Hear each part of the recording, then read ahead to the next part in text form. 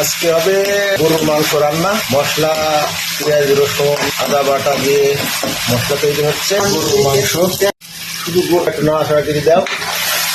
হাসি নাকি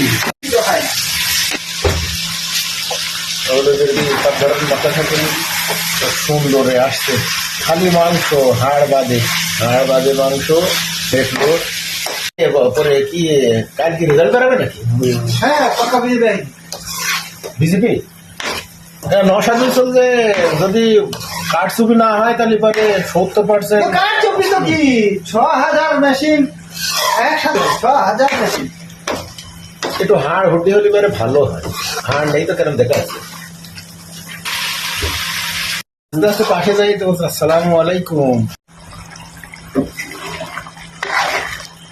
মাংস প্রায় শেষ পর্যায়ে, রান্না কমপ্লিট।